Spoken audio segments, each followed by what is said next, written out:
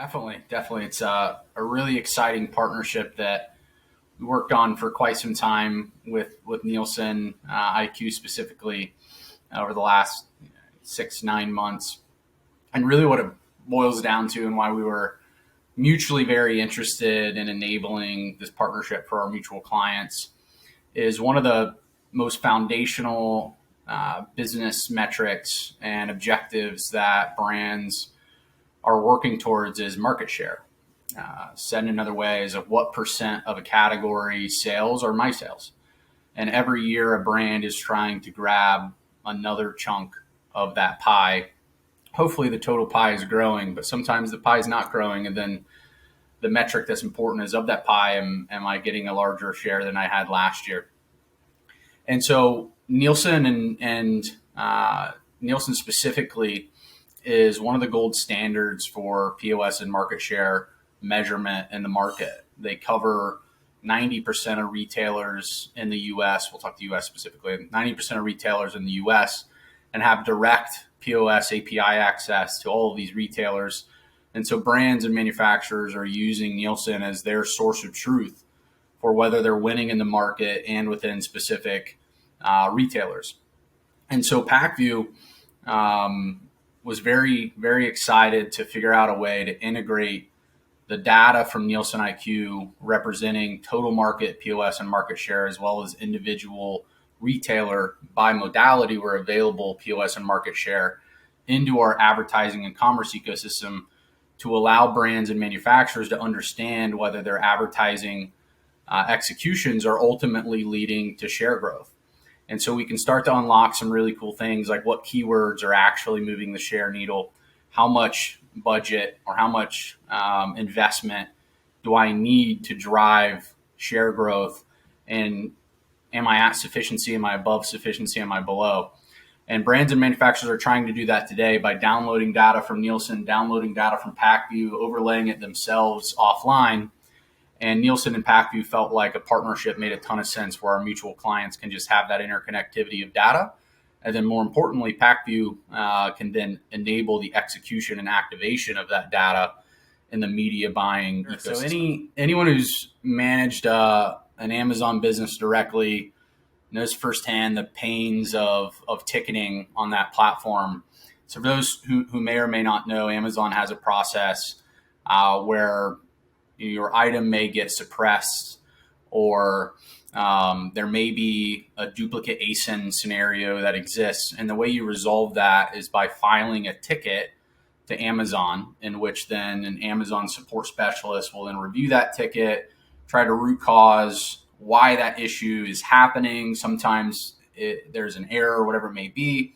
And then they work with that brand or manufacturer to resolve whatever issue is causing whatever problem that ticket represents. And the challenge is, especially with manufacturers who have tens and tens of thousands of ASINs, I mean, some manufacturers have hundreds of thousands of ASINs, is you can have an enormous amount of tickets on your business at any given time, and it never stops. And sometimes you have more, sometimes you have less, it ebbs and flows a bit, but anyone with a large portfolio is constantly managing tickets. And that entire process today is manual. You're paying a human to identify the problem exists, fill out the ticket form in an appropriate way, submit the ticket, and then monitor that ticket on a continuous basis until it gets to successful resolution. That's a giant capacity drain on an organization from a resource perspective. And what we've done is built automation to number one, identify those tickets instantly. Number two, then file tickets and file them in a way that leads to better and quicker resolution on average than a human file. And then that way, the brands and manufacturers are getting their ASINs back active as soon as possible. And so that's just putting revenue back in the pocket of the manufacturer, but then also Amazon's. Why Amazon is okay with a lot of the work we're doing here is they also want the ASINs to be correct and active and selling on the platform.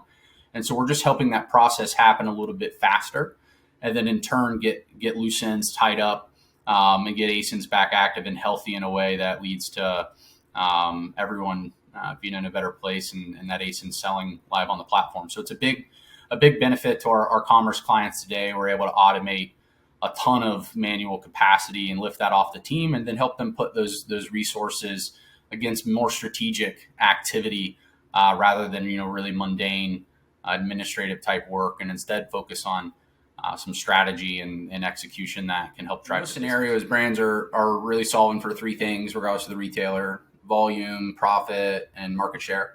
So we'll talk about like the first two.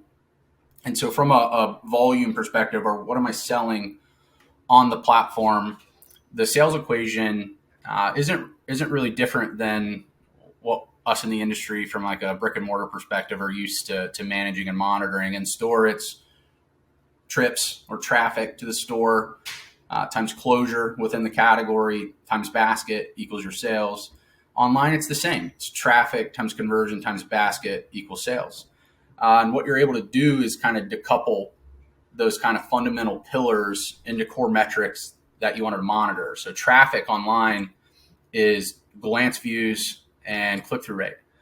Am I getting eyeballs on my product? And then am I generating enough interest that they actually want to then click into the PDP page? So now you've moved into the second step, which is then conversion. And conversion rate, ultra critical, both from an organic and a paid perspective. And conversion rate is impacted by several things. So that is everything from ASP. Are you at a price point that converts well? Are you too high? Are you too low? Content, ratings and reviews, all of those things impact whether that consumer is then actually going to convert once they're there. And then mix of what are you selling, and are you being intentional, and is it the things you actually want to sell comes into play as well. And so I would think of it in that way, as traffic times conversion times basket. Am I getting the eyeballs that I need? Am I getting the interest that I need? Am I then converting those consumers who I have garnered said interest from? And then am I delivering the mix that fits within my portfolio objective that I have as a whole? And then profitability is rather simple. It's what did you sell, and that's a big component of it. It's not your net sales to the end consumer. It's the net receipts or the COGS of what you sold, minus what you had to spend to generate those dollars. And so that's a slew of variable and fixed expenses. Some are relatively annual, like trade terms. You generally have the same base rate or accrual or merch accrual rate, whatever it may be. But then those variables are the ones you really, really want to monitor on a daily basis. And so that's your search advertisement, promo and coupon spend involved with generating those dollars. And so it just really comes down to net sales, or COGS specifically, minus what you had to spend to generate those sales equals your profitability. Sure. So this is a fun one, especially the last several years with all the supply chain challenges everyone has had globally. I'm not aware of anyone who didn't have some sort of supply chain challenges through COVID. And still there's a lot of manufacturers who are still struggling in that regard. And so inventory management in a healthy world is very critical.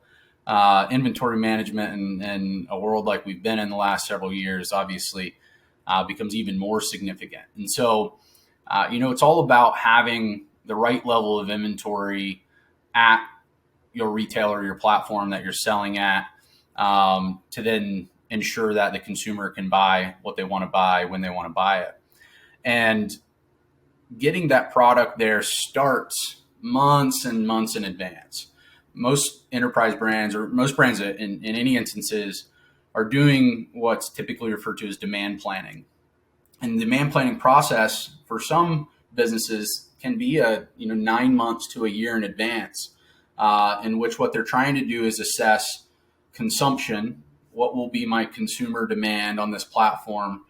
And then secondly is then what type of purchase orders am I going to anticipate, and when am I going to anticipate those purchase orders from the retailer? Most brands and manufacturers are doing what's called just-in-time manufacturing, which means I want to make that product as close to the time I'm going to ship that product to a retailer as possible. That reduces the amount of inventory and costs then a manufacturer is holding in their P&L, and allows them to then service the demand rather quickly. The challenge with that is you got to be really sharp in understanding what consumption or what demand is going to happen at what retailer at what time. And then secondly, if demand always correlated with purchase orders, everyone's life would be a hell of a lot easier in the industry. Unfortunately, it doesn't. Purchase orders or shipment is a culmination of consumption plus or minus change in inventory position equals then net shipment or net POs. And so as a manufacturer, you have to assess both those things. What am I going to generate from a demand perspective? Then also, what can I anticipate from a purchase order or a purchasing pattern from that retailer, and when are they going to order it? And so you have to understand what the retailer thinks you're going to sell, but then also understand what they're doing with your inventory level at any given time. If Amazon is, typically holding 2 or 3 weeks of supply of your product, however, right now they're at 4.5 weeks of supply, they're going to undership the consumption or the demand eventually because they want to get your inventory back to the average position that they want it to. Vice versa, if they're holding a half a week or a week, they're going to overship the anticipated consumption so they can build back to that inventory that they feel is healthy and best to hold on those products. And so what Pacvue is doing is helping brands and manufacturers get as sharp as possible in understanding anticipated consumption or anticipated demand, but then secondarily understanding then what do we think inventory is going to do based on where it is today and where we think it should be at the time of shipment or purchase order timing. And therefore, consumption plus or minus change in inventory position equals the anticipated shipment or purchase order demand that brand or manufacturer can anticipate. And then all of that's going into kind of a holistic bucket for a brand to service all retailers.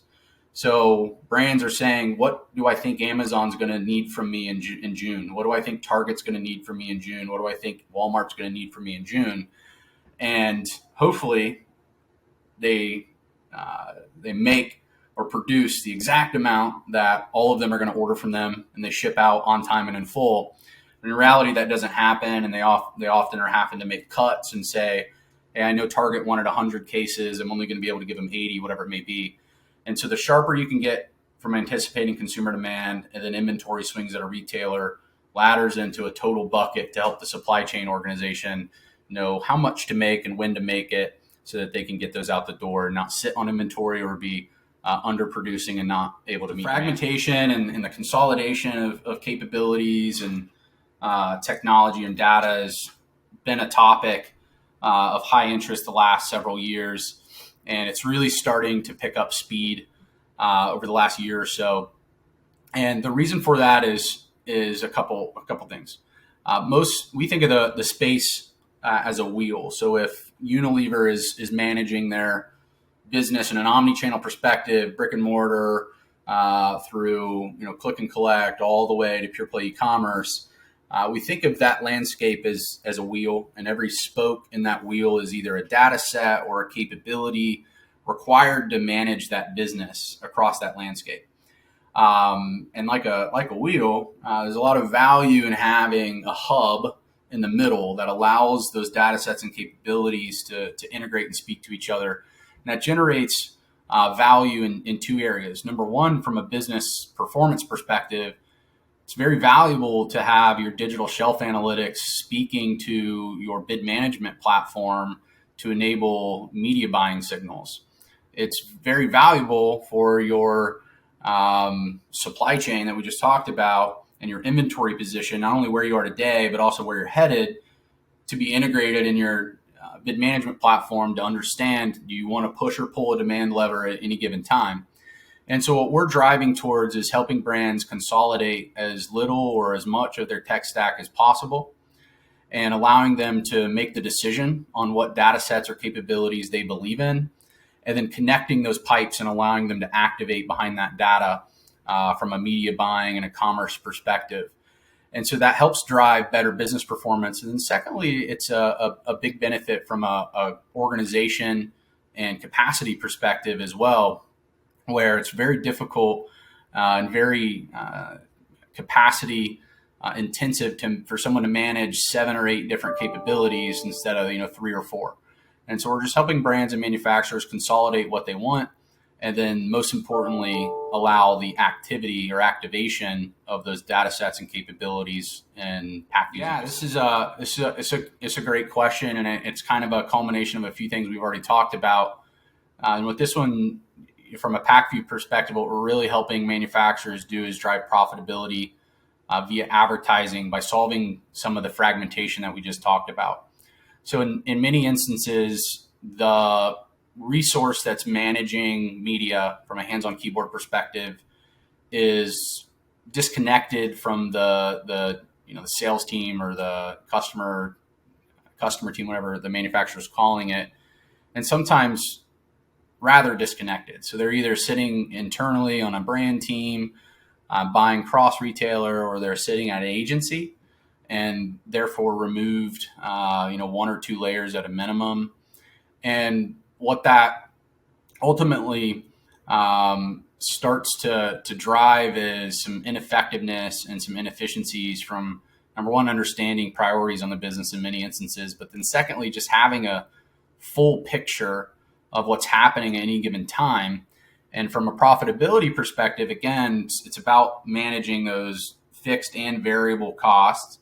And so it's all about understanding every single one of those, where it's at any given point in time, and then using that data to then make better media decisions with it. And so what we're doing is enabling hands-on keyboard and media teams to now have visibility to the true profitability of an ASIN, also encompassing all of the investments that the commerce or sales team is making at that retailer.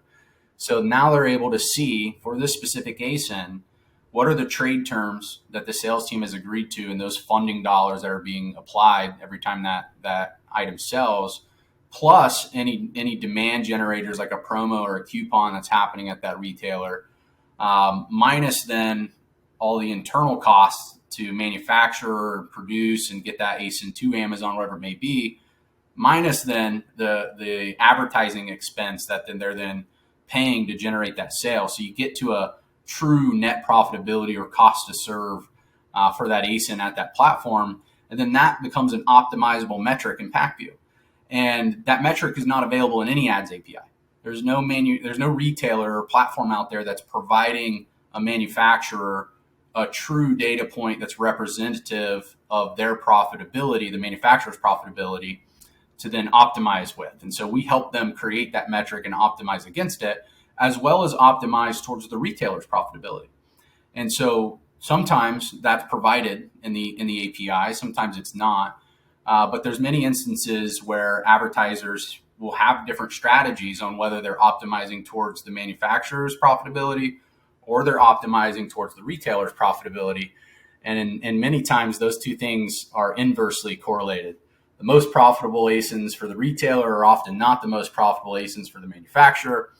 And therefore, there's that consideration it needs to be had on whether that ASIN should be a strategic choice from a menu or an advertising perspective or not. And so it's all about just providing as much visibility and granularity from a data perspective as possible, and then letting the brand then have that data from a hands-on keyboard perspective to leverage in media buying.